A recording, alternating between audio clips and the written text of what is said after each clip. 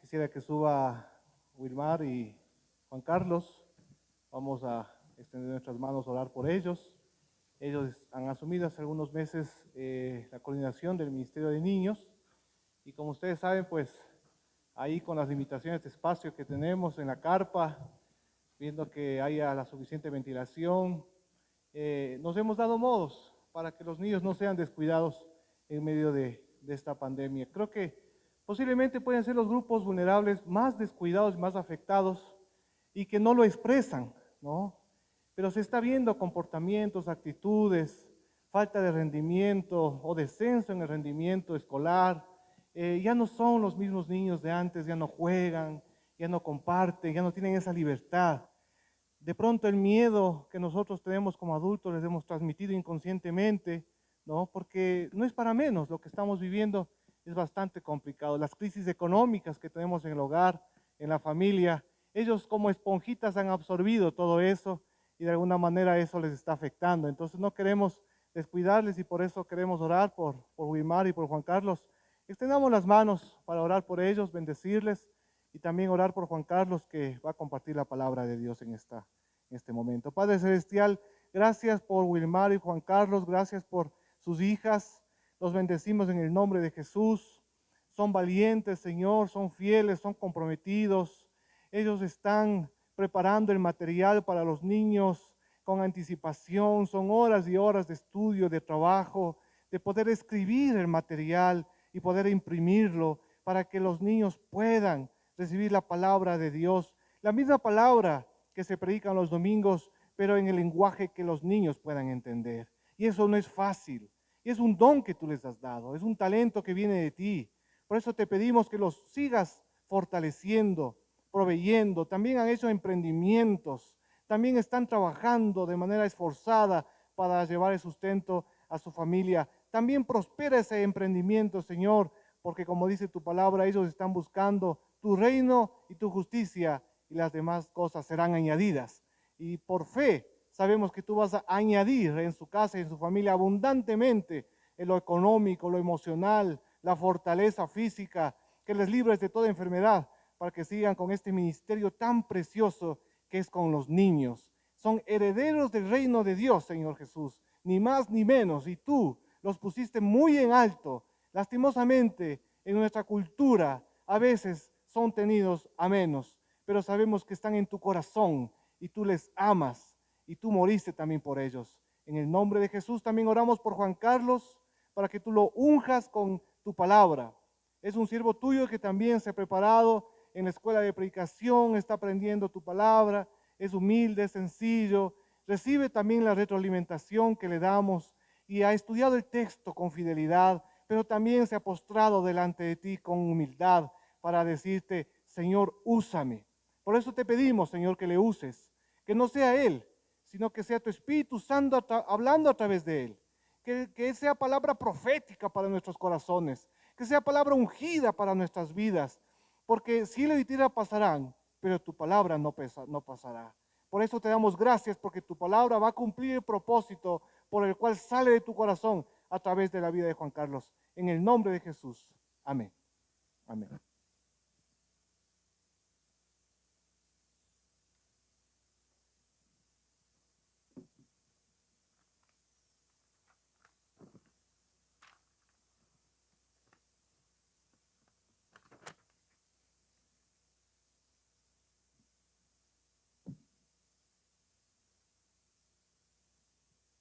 Buenos días, hermanos y amigos que nos visitan hoy. Damos gracias a Dios por este tiempo, gracias al pastor por la oportunidad de llevar la palabra, ¿no? Hace algunos años, ¿no? Yo creo que ahorita es antes y después de la pandemia, ¿no? Antes de la pandemia me tocaba un domingo al mes presidir, o sea, estar acá, dar la bienvenida, y era cortico, leer la palabra, luego dar los anuncios, ya. Y daba nervios, ¿no? Estar en ese tiempo. Hace 2 semanas el pastor me dijo, te toca la prédica. Yo, Dios mío. Hace unas semanas predicaron acerca de Jesús en el Getsemaní, y cuando dice, pasa de mí esta copa, ¿no? Que no se haga tu voluntad, mi voluntad, sino la tuya. Así he estado yo todos estos días, Señor, pasa de mí esta copa. Y aquí estoy, hermano, llevando la palabra de Dios. Domingo tras domingo estamos con los niños, llevando la palabra. Pero yo fui preparado para eso.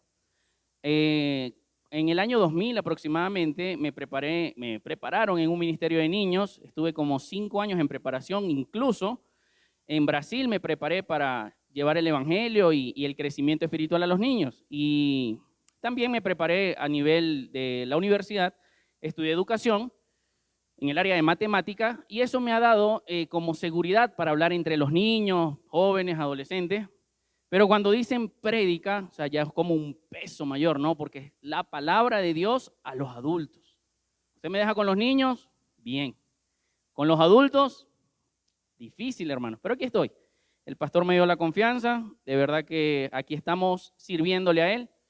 Y vamos a hablar de un tema importante, y les voy a hablar de los niños, ¿ok? De los niños. Yo sé que de alguna u otra forma, en algún momento de nuestras vidas, alguno ha pasado por una situación de que se ha sentido perdido. Por ejemplo, hace años, yo siempre le he dicho a mi esposa que tengo una ubicación muy exacta de dónde estoy, sin utilizar GPS ni nada. O sea, siempre me ubico en el área geográfica. Pero un día me perdí. O sea, andaba con ella, andábamos en el carro. Y obviamente como el orgullo del hombre, así como que ella me mira y me dice, estás perdido, ¿verdad? Y yo, no, ¿cómo estás perdido? Sí, estoy perdido, le dije. Ella sí estaba ubicada, o sea, ella dijo, métete por aquí, dale. Pero la sensación de perderse es algo que lo angustia a uno, o sea, que el corazón como que empieza a latir más fuerte y uno, ¿hacia dónde voy? Se siente como extraviado. Ahora imagínense esto, ¿cómo se sentirá un niño cuando se pierde? Claro, como padre nosotros nos angustiamos, pero ¿cómo se sentirá un niño cuando está perdido? Yo no sé si alguno de ustedes ha pasado por una situación similar de que se le pierda un niño, un sobrino, un vecino que se lo encargaron y se le extravió en el momento. Pero hace años pasamos mi esposo y yo una situación similar. Nuestra hija la dejó el recorrido y se quedó fuera de la escuela. Tenía como 6 añitos y ella se quiso regresar a la casa, pero obviamente ella seguía el recorrido que hacía el recorrido mismo. Y entonces ella se perdió. Gracias a Dios, a su soberanía, había una representante, la abuelita de una niña que estudiaba con mi hija, que la identificó y la llevó hasta mi casa. Yo digo, solamente Dios, solamente Dios. Claro, ya la consiguió como llorando porque estaba perdida. Y yo digo, bueno, o sea, gracias a Dios que no pasó a mayores, pero es una situación que uno en el corazón dice, wow, o sea, ¿qué vio mi niña en ese recorrido que hizo? ¿Cuántas personas no pasaron a su lado? ¿O cuántas personas con mala intención? Gracias a Dios no pasó nada. Pero es una situación difícil y es lo que vamos a estudiar en este momento, acerca de un niño perdido. Vamos a abrir nuestras Biblias en el Evangelio de Lucas, capítulo 2. Evangelio de Lucas, capítulo 2, versículo del 41 al 52. Lucas, capítulo 2. Versículo desde el 41 hasta el 52.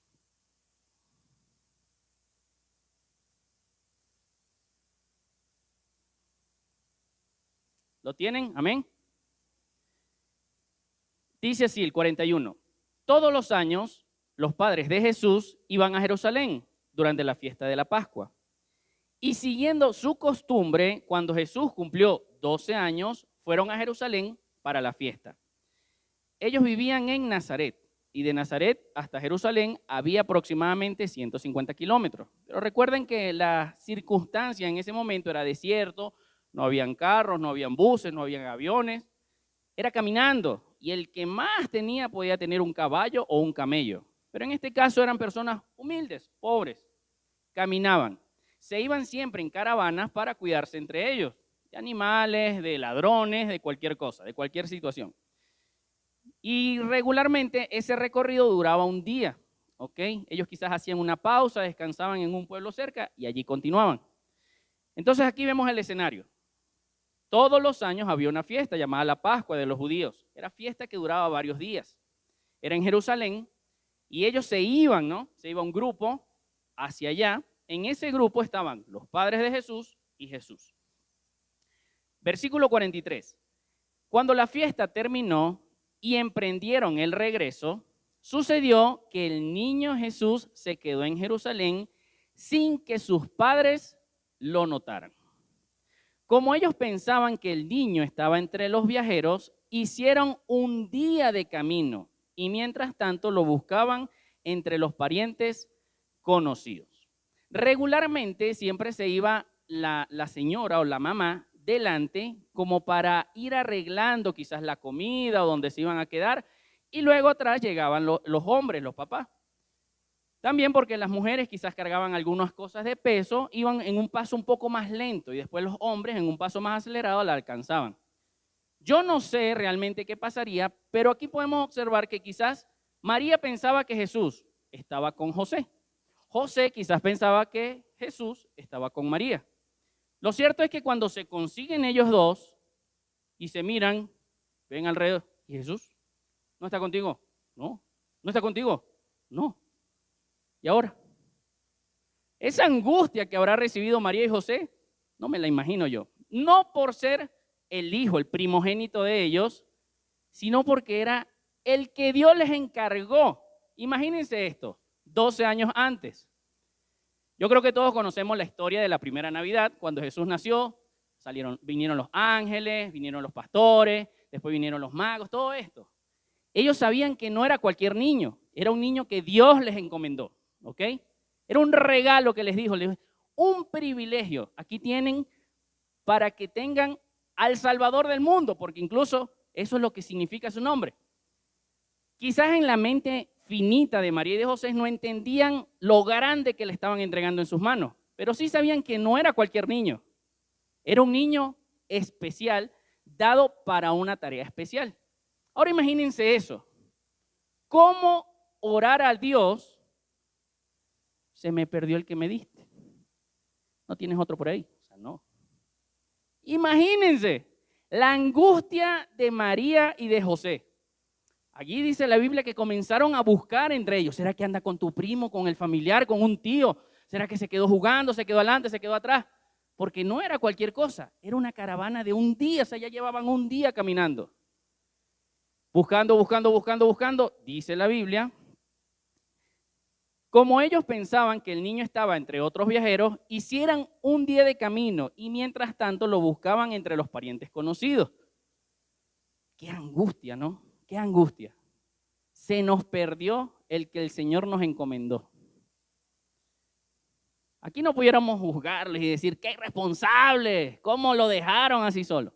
En la cultura judía, los niños a los 12 años ya son considerados mayores de edad. Quiere decir que a Jesús quizás le dieron un poquito más de libertad, ¿ok?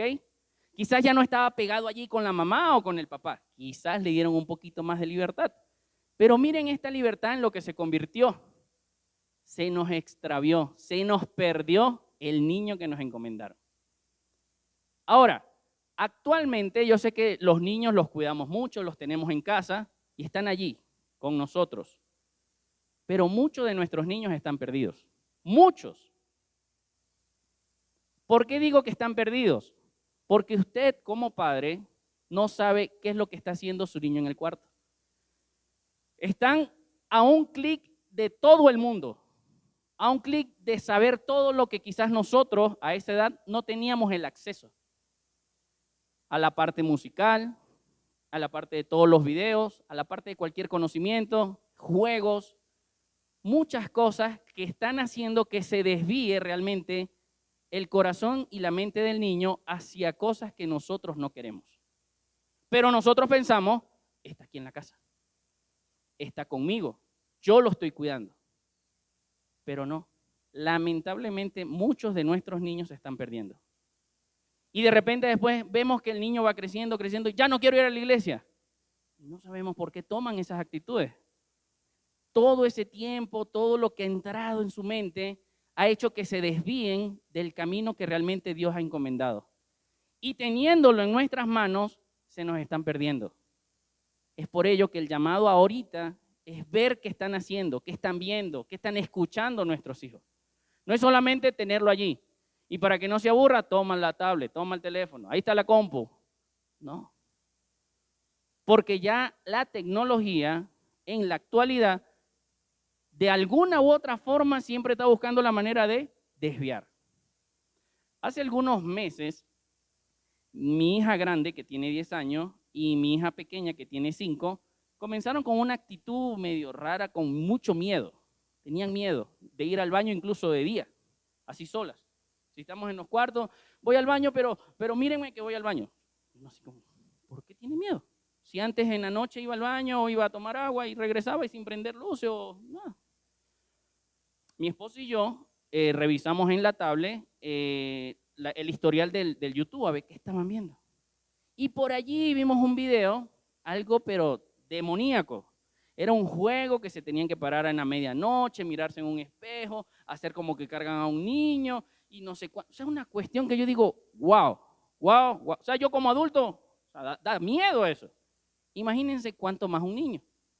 Entonces a veces los niños de alguna u otra forma se están perdiendo porque tienen un acceso a lo que nosotros no teníamos hace años.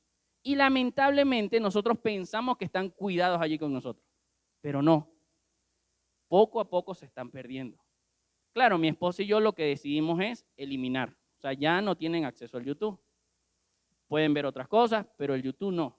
Porque lamentablemente toda la información que está entrando allí, de alguna u otra forma quiere desviar a los niños. Entonces se nos pierden. Y va a ser muy difícil después retomarlos, porque el corazón ya se ha endurecido. Entonces fíjense, acá en el texto nos habla de que Jesús se había perdido. Y María y José buscando, hasta que en el versículo 45 y 46 dice, como no lo hallaron, volvieron a Jerusalén para buscarlo allí. Vieron que no estaba en la caravana, no estaba con los amigos, preguntaron con los familiares, no estaba allí. Vamos a Jerusalén, quizás se quedó por allá. 3 días después lo hallaron en el templo. Estaba allí Jesús, yo me imagino el descanso. Lo conseguimos. Sentado en medio de los doctores de la ley. No estaba con cualquiera, estaba con los doctores de la ley. Las personas que más conocían todo lo que es el Antiguo Testamento, desde el Génesis hasta Malaquías. Todo, absolutamente todo lo sabían ellos. A quienes escuchaba y les hacía preguntas. Veamos en el contexto, obviamente allí no es como ahorita. No todas las personas tenían acceso a la educación. No todas las personas tenían el acceso a la Biblia. Solamente las personas podían ir al templo y a través de los sacerdotes, de las personas que estaban allí, de los doctores de la ley, ellos podían escuchar, ¿ok?, lo que era Moisés, lo que era Isaías, lo que le había pasado a David, todo eso, lo escuchaban. Y quizás no había tiempo para preguntas, sino en el tiempo de la Pascua. Se acercaban a ellos y tenían cualquier duda, allí le decían. Así estaba Jesús. Yo me imagino en ese momento la curiosidad de Jesús de saber un poquito más. Claro que aquí ahora estamos con un misterio que nosotros no sabemos a ciencia cierta cómo era. Jesús, siendo niño, era Dios mismo, pero él no sabía que ya era Dios.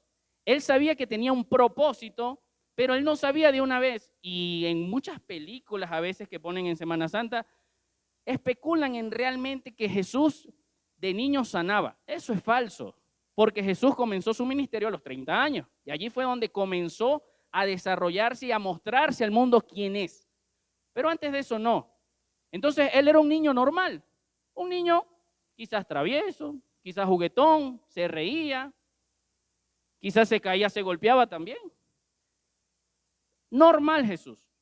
¿Qué sucede?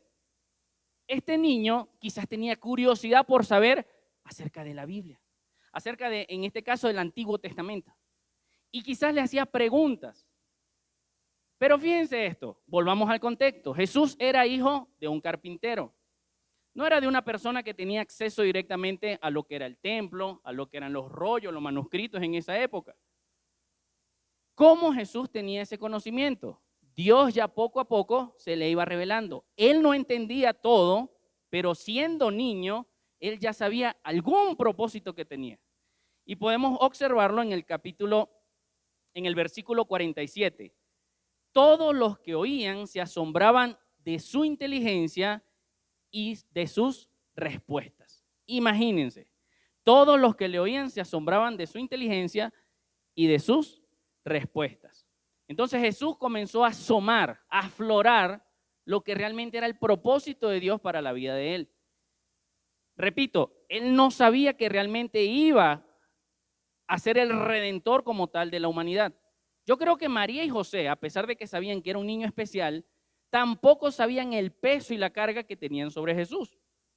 Porque fíjense, como lo vimos en los versículos anteriores, la semana pasada o antepasada, cuando Jesús estaba en el Getsemaní, que a veces las personas en nuestra mente podemos decir, pero ya Jesús sabía que iba a sufrir, ya sabía que iba a morir en la cruz. ¿Por qué le oraba a Dios diciendo, pasa de mí esta copa? Si él ya sabía, era su parte humana hablando. Porque cualquiera de los que estamos aquí sabiendo que va a sufrir no dice, sí, yo quiero sufrir voluntariamente, quiero. Uno pregunta, pero ya va, no hay otro camino, no hay otra forma, o con dinero, o sea, buscamos otro método de no pasar por eso. Era la parte humana de Jesús hablando, pasa de mí esta copa. Entonces, siendo Dios, ya ahí en ese momento revelado, siendo adulto, él le pidió sabiduría a Dios, consejo a Dios. ¿Cuánto más siendo niño? Siendo niño, él sabía que había algo especial en él. Quizás sus padres le habían dicho, tu nacimiento fue así, tu nacimiento fue así, tenemos que cuidarte mucho.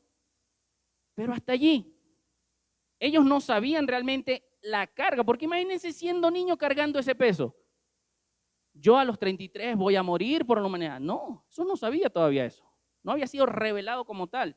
Y si era revelado era a través de la misma escritura. Entonces, poco a poco, progresivamente, Jesús pudo entender realmente su propósito. Entonces, yo coloqué acá una pregunta y lo voy a leer de manera textual.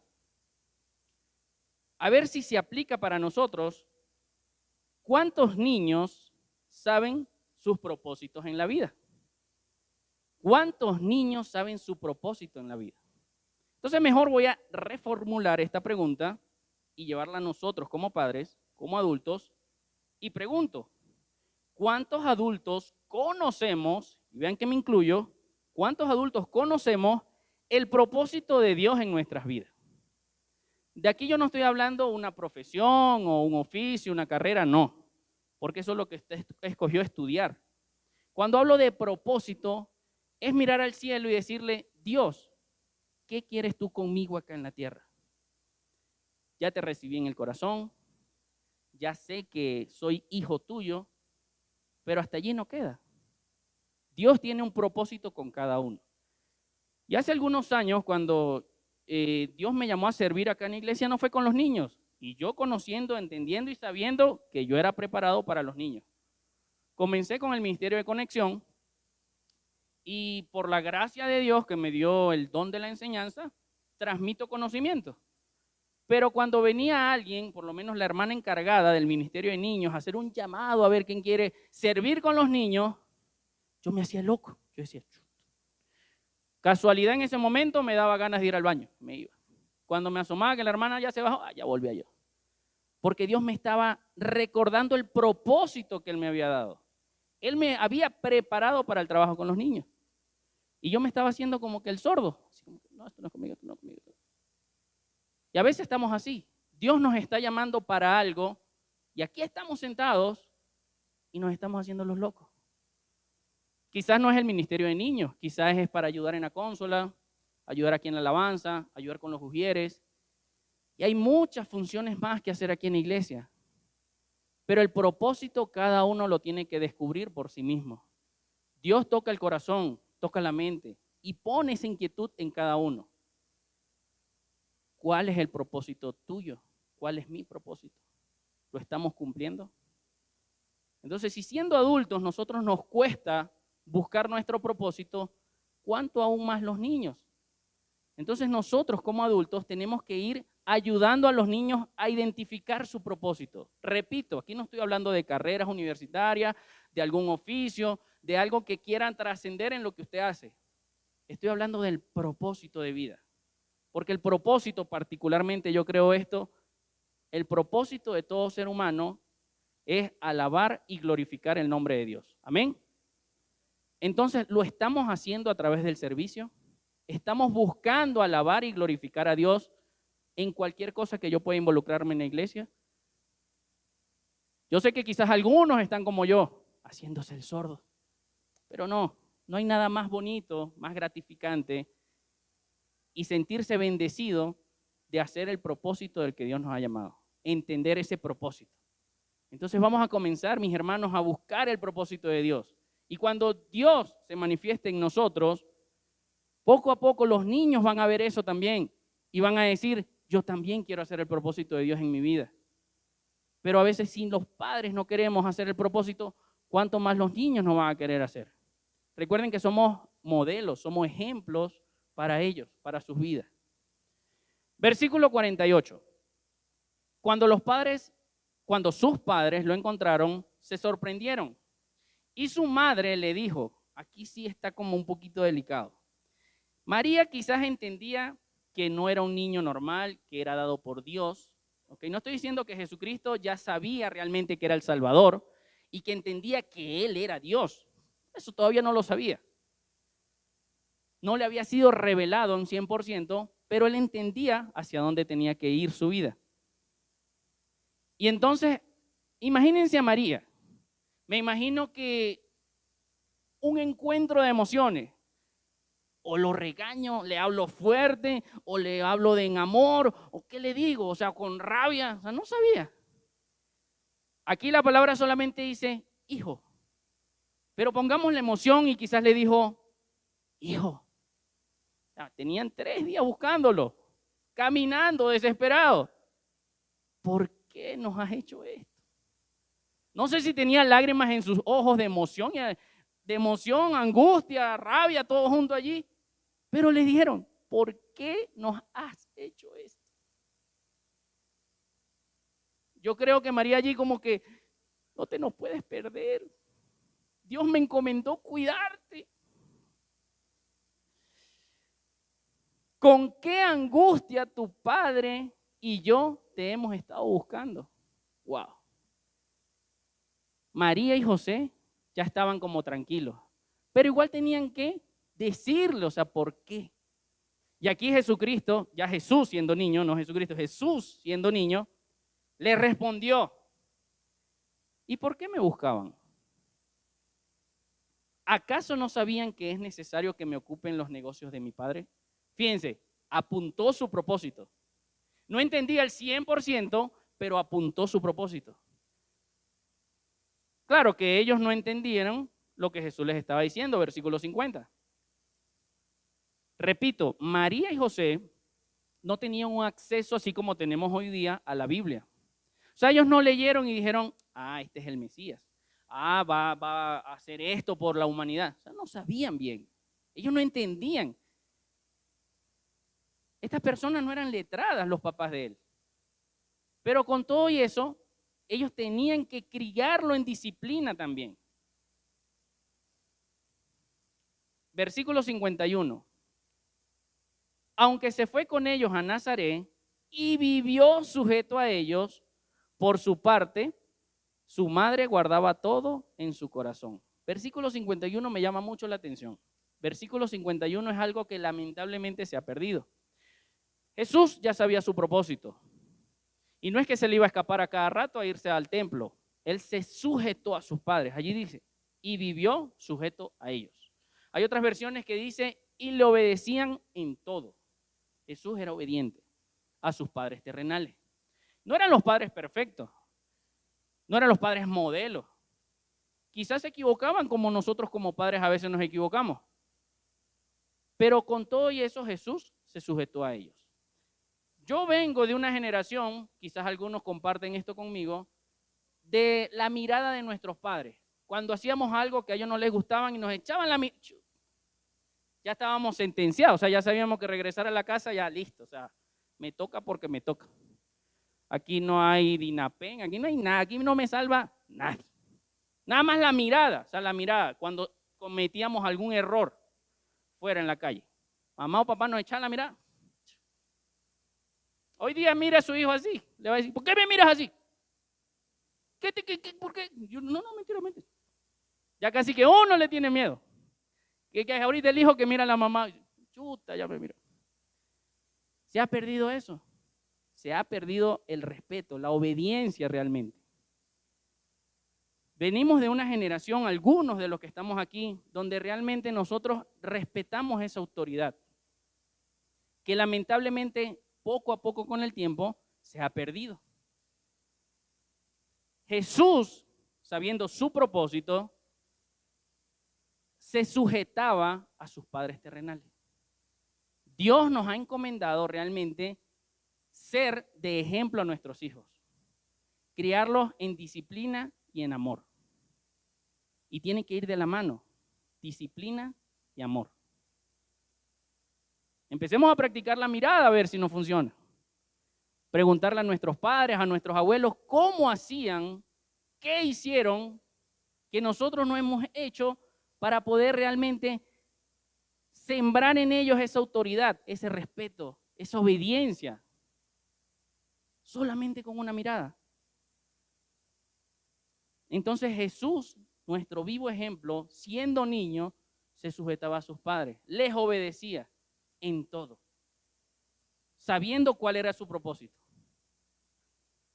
Necesitamos rescatar ese valor en nuestro hogar, sembrarle a nuestros hijos esa obediencia, que ellos puedan entender realmente que nosotros estamos colocados allí, no somos perfectos, pero Dios nos colocó allí con un propósito. Y uno de los propósitos más grandes es ese, saber realmente por qué están ellos aquí. Versículo 52, y es el centro de esta prédica. El versículo 52 dice: y Jesús siguió creciendo en sabiduría y en estatura y en gracia para con Dios y con los hombres.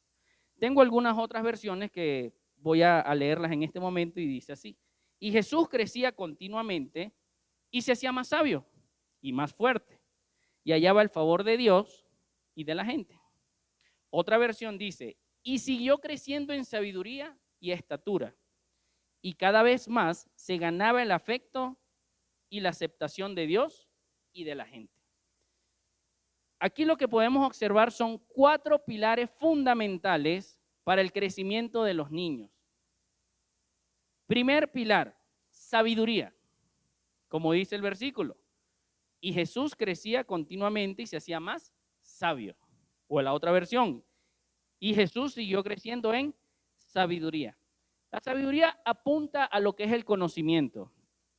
Yo sé que ahorita a muchos papás les ha tocado ser de maestro, de profesor de sus hijos en sus casas, por este tema del Zoom, entonces se va al internet, o le llegan con una hojita, no entiendo esto, habían muchos hablando y no escuché lo que dijo la profesora, la licenciada, o sea, se ha presentado como que un caso atípico de lo que es el conocimiento, porque a veces nosotros le dejábamos todo eso a la maestra en la escuela.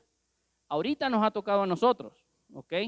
Ser los maestros en casa. En mi caso particular le ha tocado a mi esposa enseñar todo lo que le corresponde a la escuela. Entonces tenemos que como padres supervisar y vigilar qué está aprendiendo mi hijo, cómo va en su crecimiento de conocimiento. Yo sé que algunos padres no tienen paciencia y por eso quieren que vayan a la escuela, que vayan, que quiten eso, que ya empiecen a ir. Porque han visto lo difícil que es a veces transmitir un conocimiento. Imagínense uno ya como profesor 30, 40 allí. Ahora están viviendo en carne propia lo que nos ha tocado a nosotros por muchos años. Y solo con uno. Y que es suyo de paso. Entonces necesitamos ver cómo va su crecimiento en el conocimiento. seamos diligentes en revisar tareas, ver que el conocimiento vaya creciendo, poco a poco, pero va a ir creciendo, ¿ok?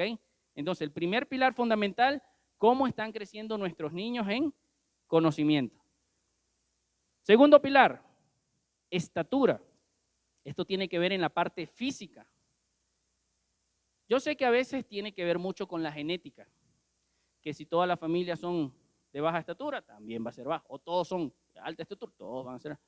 Pero yo también estoy consciente de que tiene que ver mucho con alimentación y algún deporte que le coloque. Porque ¿qué pasa? Fíjense, yo he visto niños que elevan su máxima capacidad física y crecen más que sus padres. Pero es porque de niños los pudieron explotar en esa área específica. También tenemos que vigilarlos en la alimentación, porque si fuese por los niños, o sea, pura golosina comieran. Desayuno, almuerzo, merienda, golosina, golosina, golosina, dulce, dulce, dulce. Y se ven casos que no se veían hace años. Niños diabéticos, imagínense eso. Y los hay. Niños que no pueden comer dulce porque ya lo que iban a comer en toda su vida lo comieron hasta los 6 años. Entonces tenemos que nosotros como padres vigilar su comida. Porque nos dice aquí que el segundo pilar fundamental es la estatura, su crecimiento físico. Entonces somos responsables también de ese crecimiento. Primer pilar, conocimiento. Segundo pilar, estatura, la parte física. Tercer pilar, ¿cuál sería? Gracia para quién? Para con Dios. Gracia para con Dios. Aquí apunta directamente a la parte espiritual. A veces los papás le dejan solamente la parte espiritual a los maestros de la escuela dominical. Y nosotros a duras penas tenemos 45 minutos para nosotros enseñarle toda la Biblia. Y quieren que salgan y no aprendes en la iglesia. No es responsabilidad solamente de nosotros. Es un trabajo compartido. Lo que nosotros podamos enseñar, ustedes también reforzar en la semana. El pastor tuvo una brillante idea de unir las dos cosas. Lo que se predica acá se le adapta a los niños allá. Y me parece bastante bien. Yo no sé si algunos de sus niños, los domingos les dice a ustedes, no sé, espero que sí, les dice a ustedes, ¿qué aprendiste en la prédica?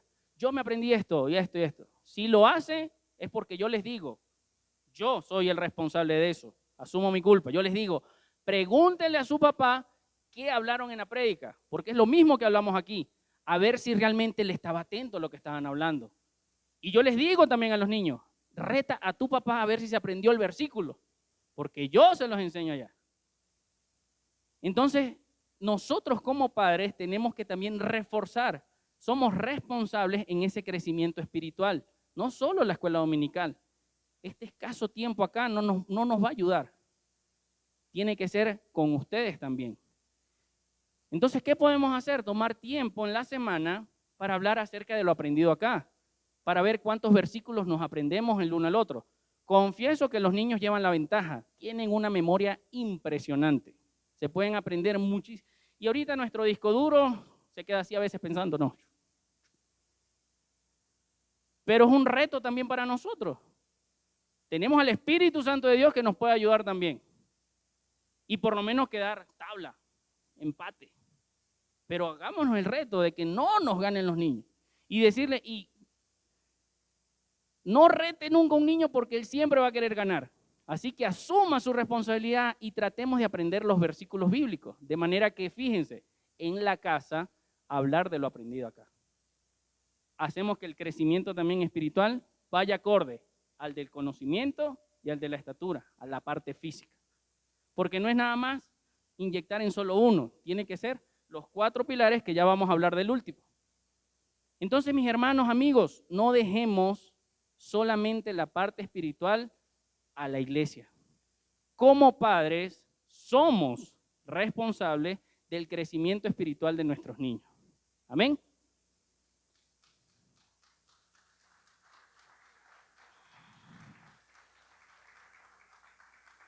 Por último, 4º pilar, gracia para con los hombres. Esto apunta directamente a la parte social de los niños. ¿Cómo se desenvuelven los niños? Sé que hay niños que son introvertidos y hay niños que son extrovertidos. Niños que hablan, bla, bla, bla, con adultos, con el que se le atraviese, bla, bla, bla. Como hay niños que no, que son muy cerraditos. Nosotros como padres somos responsables también en ese crecimiento social, cómo se expresan, cómo hablan, realmente qué vocabulario manejan. Hay veces que como docentes nos toca llamar al representante porque hay alguna dificultad, algún problema con alguno de los estudiantes, y cuando uno ve al papá uno dice, ya sé por qué es así. El papá es igualito, porque son un reflejo de lo que somos nosotros a veces, ya sea papá o ya sea mamá. Quizás algunos adoptan a mamá o adoptan a papá en la forma de ser, de expresarse. Entonces tenemos allí también una responsabilidad muy grande de cómo ellos son a nivel social, cómo hablan con los vecinos, cómo juegan, cómo se expresan. ¿Son malos perdedores? Quizás alguno en el hogar grande es mal perdedor. Entonces, somos responsables también, hermanos, de cómo crecen los niños a nivel social. Y siguiendo estos 4 pilares fundamentales, van a ser niños que ya cuando grandes van a entender el propósito de vida y van a servir a Dios. Van a ser niños que realmente van a glorificar y exaltar el nombre de Dios, porque de niños van a decir, fui criado conforme a la voluntad de Dios. En el versículo 51 vamos a tomarnos el 52, vamos a tomarnos el atrevimiento de eliminar la palabra Jesús y coloque el nombre de su hijo, del niño que usted quiera, fundamentarlo en estos 4 pilares. Mi caso, tengo 2 niñas, una se llama Luna y la otra se llama Lara. Yo pudiera decir así, y Luna y Lara siguió creciendo en sabiduría, en estatura, en gracia para con Dios y con los hombres. Es una responsabilidad que Dios nos ha encomendado. Es una responsabilidad desarrollarlos en estas 4 áreas. Porque si yo me enfoco en una sola, y ha sucedido miles de veces, por ejemplo, cuando se enfoca solo en la parte física. Y hay padres que quieren que sea futbolista, y lo lleva y crece y se desarrolla, se hace profesional, pero ya cuando crece y ya tiene más edad, no quiere saber nada ni de sus padres, ni de Dios, y tiene fama, tiene dinero, tiene hijos regados, tiene una vida desordenada, porque faltaron los otros 3 pilares. ¿O qué pasa cuando los niños solo en conocimiento y usted le inyecta bastante en conocimiento y una escuela que le enseñen full y después se gradúa, va a la universidad, tiene una carrera exitosa, un profesional exitoso, pero una vida también full desordenada? Tiene deudas, lo andan buscando, se tiene que ir del país, imagínense. Porque faltaron otros 3 pilares que no se fundamentaron allí. Entonces no es una sola cosa, tiene que ser 4 pilares fundamentales para que sea un crecimiento sano. Es un compromiso que Dios nos ha dado, es un compromiso que hemos adquirido y somos responsables delante de Dios para que crezcan de esa manera. Vamos a orar y que sea Dios hablando a nuestra vida, a nuestro corazón, a nuestra mente, a nuestra alma, y poder llevar a todos los niños de nuestro entorno en esos 4 pilares fundamentales para que en algún día podamos decir, este niño creció en sabiduría y en estatura, en gracia para con Dios y con los hombres. Dios, te damos gracias por este tiempo, gracias por tu amor, gracias Padre Santo por la oportunidad que nos das de escucharte. Ayúdanos Padre Santo a ser ejemplos vivos de lo que realmente eres tú en nuestras vidas. Ayúdanos, Padre Santo, a ser pilares en la vida de ellos, fundamentar esos 4 pilares para que puedan ser niños sabios, que crezcan en estatura, en gracia para con Dios y con los hombres. No es fácil porque lamentablemente vivimos en una época donde la tecnología y muchos factores externos tratan de desviar la atención del niño.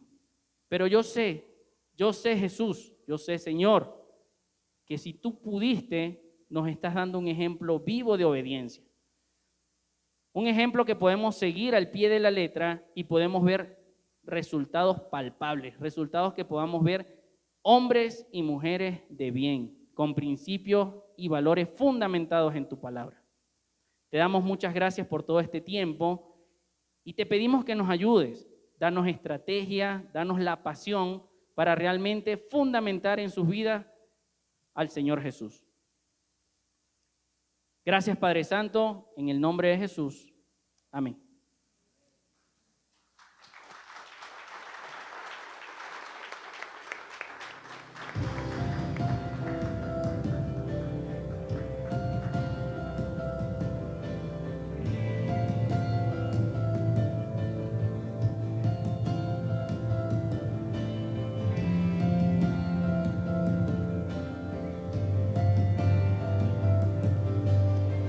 Mi esperanza está en Jesús, en su justicia y en la cruz. De nadie más dependeré, solo en su nombre confiaré.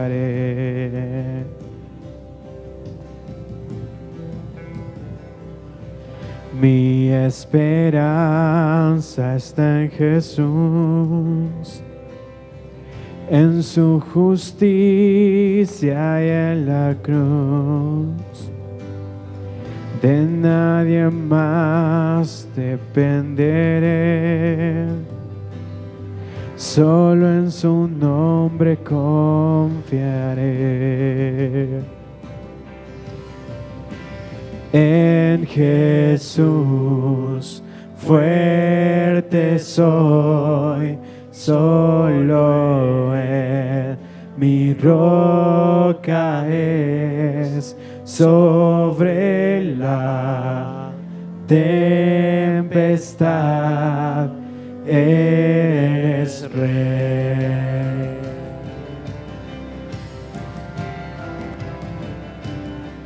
Cuando no pude ver su faz, sé que su gracia es siempre igual. A la tormenta venceré, mi ancla firme está en Él. Mi ancla firme está en Él.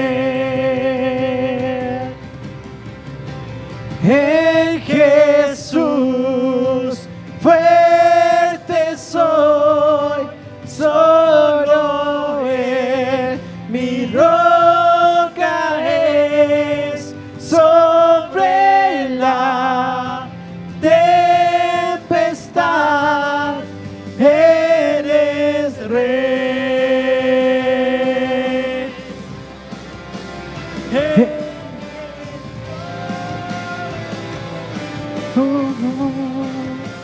Él es Rey.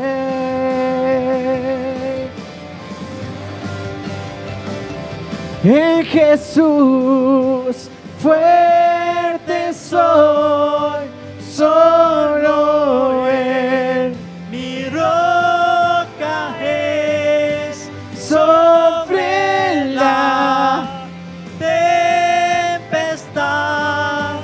eres Rey.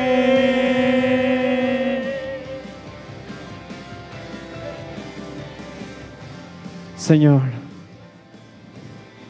sobre tormenta, sobre tempestad, tú eres Rey. Y ponemos nuestro propósito, Señor, en tus manos. El propósito de nuestros seres queridos, nuestros familiares. Porque es propósito tuyo, propósito divino.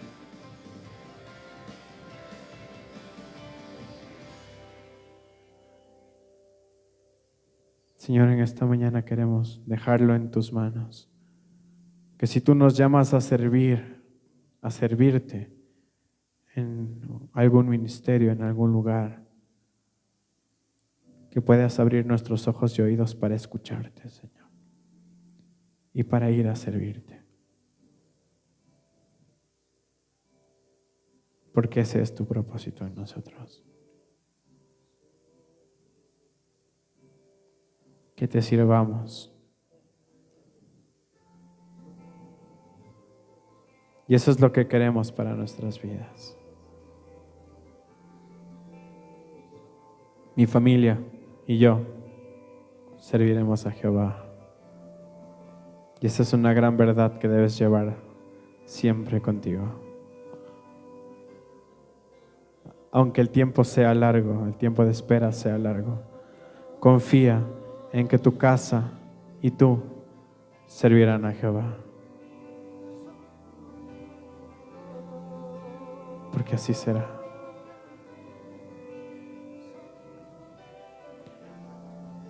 Así será, créelo.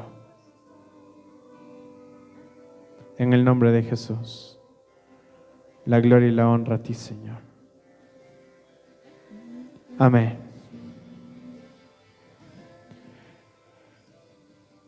Denle un aplauso al Señor, por favor, en esta mañana.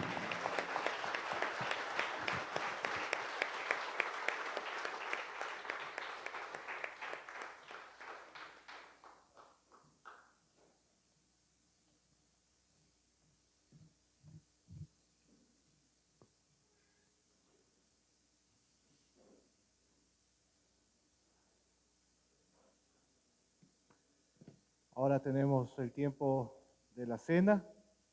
Algunos dirán, la cena en esta iglesia es como la venida del Señor, que no se sabe cuándo, qué domingo va a haber la cena, porque aleatoriamente a veces es el primer domingo del mes, otras veces es en la mitad del mes y otras veces al final. Porque aunque no lo crean, hermanos, hay personas que dicen, la cena, no estoy listo para la cena, yo sé que va a haber cena, entonces no voy. Me siento pecador o pecadora, dicen algunos. Otros, en cambio, dicen, avíseme, pastor, cuando vaya a haber cena, ahí voy. Pero realmente, hoy es el tiempo de prepararnos para tomar la cena. Este día es el día adecuado que el Señor ha creado para reconciliarnos con el Señor, porque en algún sentido nunca estamos preparados para encontrarnos frente a frente, cara a cara con el Señor Jesús. Y siempre hay algo que confesar. Puede ser un pensamiento, puede ser algo que debimos hacer y no hicimos.